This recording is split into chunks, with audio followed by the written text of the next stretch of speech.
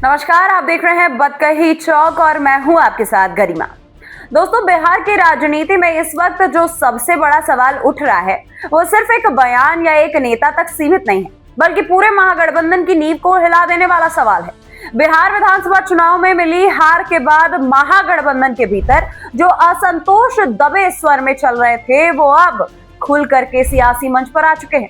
कांग्रेस और राष्ट्रीय जनता दल यानी कि आरजेडी के नेता अब एक दूसरे पर खुलेआम निशाना साध रहे हैं और यही वजह है कि बिहार की राजनीति में हलचल तेज हो गई है। कांग्रेस नेता शकील अहमद के बयान ने सियासी आग में घी डालने का काम कर दिया है, जब उन्होंने साफ शब्दों में कहा कि बिहार में अब महागठबंधन जैसी कोई भी चीज बची ही नहीं है और कांग्रेस को आरजेडी के साथ गठबंधन में रहने के बजाय अकेले चलना चाहिए।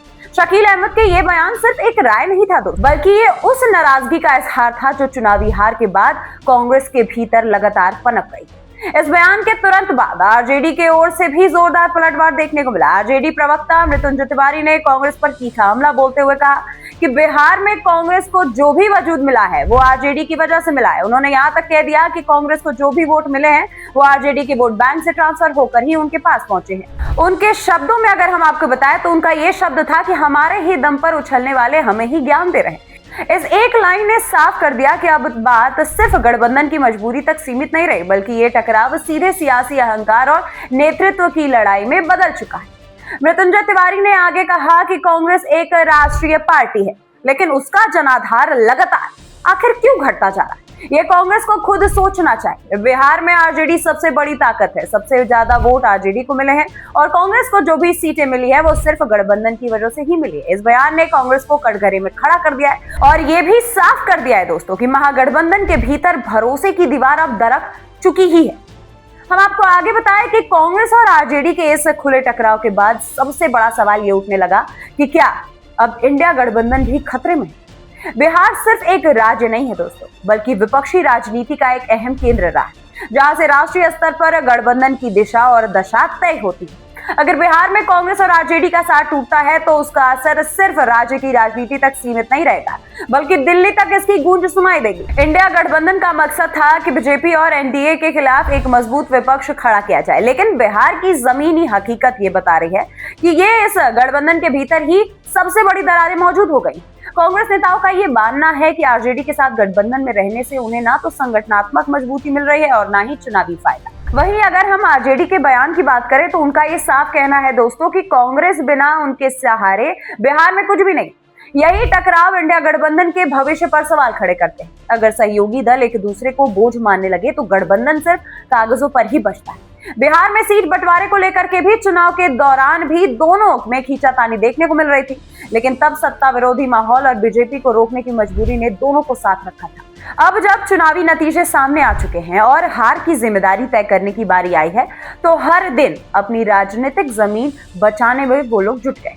राजनीतिक जानकारों का ये मानना है दोस्तों कि अगर कांग्रेस और आरजेडी के बीच ये बयानबाजी यूं ही चलती रही तो इंडिया गठबंधन की एकता पर भी गंभीर संकट आ सकते हैं। सवाल ये भी है कि क्या कांग्रेस अब राज्यों में क्षेत्रीय दलों के भरोसे रहना चाहती है या फिर अपने दम पर राजनीति करने की रणनीति बनाएगी।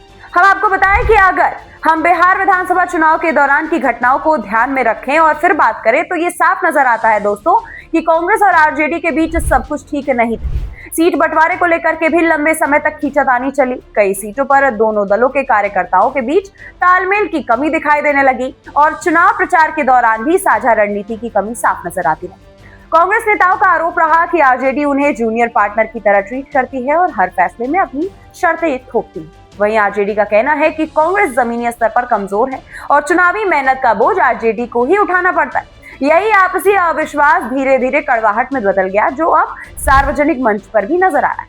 दोस्तों, अगर हम चुनाव परिणाम की बात करें तो चुनाव परिणाम बिहार के आने के बाद हार की समीक्षा के बजाय आरोप प्रत्यारोप का दौर जो है वो शुरू हो गया।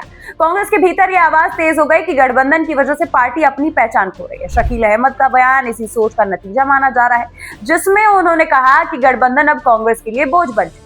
दूसरी ओर दोस्तों, आरजेडी को ऐसा लगता है कि कांग्रेस बिना मेहनत किए सीटें चाहती है और हार की जिम्मेदारी से बचना चाहती है और यही वजह है कि आरजेडी नेताओं के बयान अब बेहद आक्रामक होते जा रहे हैं। बिहार की राजनीति में ये टकराव नया नहीं है, लेकिन इस बार फर्क सिर्फ इतना पड़ रहा है कि ये टकराव खुलेआम सामने आ रहा है। इस पूरी सियासी घमासान के बीच कांग्रेस के भीतर नेतृत्व को लेकर भी चर्चाएं जो है वो अब तेज हो गई। दोस्तों सवाल उठने लगे हैं कि क्या राहुल गांधी की रणनीति राज्यों में फेल हो रही है और क्या अब कांग्रेस को नया चेहरा, नया नेतृत्व चाहिए। बिहार में गठबंधन को लेकर के उठे सवालों के बीच प्रियंका गांधी का नाम एक बार फिर चर्चे में। पार्टी के अंदर खाने से ऐसी आवाजें उठ रही हैं कि प्रियंका गांधी को संगठनात्मक जिम्मेदारी ज्यादा सक्रिय रूप से दी जानी चाहिए, खास करके उन राज्यों में जहां कांग्रेस कमजोर होती जा रही है। प्रियंका गांधी की छवि एक आक्रामक और जमीनी नेता की रही है और यूपी में उनके प्रयोगों को भले ही चुनाव सफलता ना मिली हो, लेकिन उन्होंने संगठन को सक्रिय जरूर कर दिया। अब सवाल यह है कि क्या राहुल गांधी की जगह प्रियंका गांधी को कांग्रेस की कमान सौंपी जाएगी या फिर दोनों की साझा भूमिका देखने को मिलेगी। दोस्तों बिहार जैसे राज्यों में गठबंधन की राजनीति को संभालने के लिए कांग्रेस को एक स्पष्ट और मजबूत नेतृत्व की जरूरत है ताकि सहयोगी दलों के साथ रिश्ते संतुलित रह सके। राजनीतिक विश्लेषक कहते हैं कि अगर कांग्रेस ने समय रहते अपने अंदरूनी मतभेद और नेतृत्व की अस्पष्टता को नहीं सुलझाया तो न सिर्फ बिहार में बल्कि पूरे इंडिया गठबंधन में उनकी स्थिति कमजोर पड़ने लगी थी। हम आपको बताएं कि बिहार की ये जो लड़ाई है वो सिर्फ आरजेडी बनाम कांग्रेस नहीं है, बल्कि ये उस बड़े सवाल का संकेत है कि क्या विपक्ष एकजुट रह पाएगा या फिर आपसी टकराव में ही बिखर जाएगा। फिलहाल दोस्तों इतना तो तय है कि कांग्रेस और आरजेडी के बीच जारी ये सियासी जंग जो है वो आने वाले दिनों में और तेज हो सकती है और इसका असर सिर्फ बिहार तक सीमित नहीं रहेगा। सवाल यही है कि क्या महागठबंधन इस दबाव को झेल पाएगी या फिर ये दरार टूट में बदल जाएगी। इसी सवाल के साथ आप हमें दीजिए इजाजत। आपकी इस बारे में क्या राय है आप कमेंट करके हमें जरूर बताइए। मिलती हूँ मैं आपसे अगले वीडियो में, तब तक के लिए नमस्कार। This video is sponsored by Ram Ram Group of Companies, co-sponsored by Nature House and Bhaiya Ji Silver Coated Ilachi.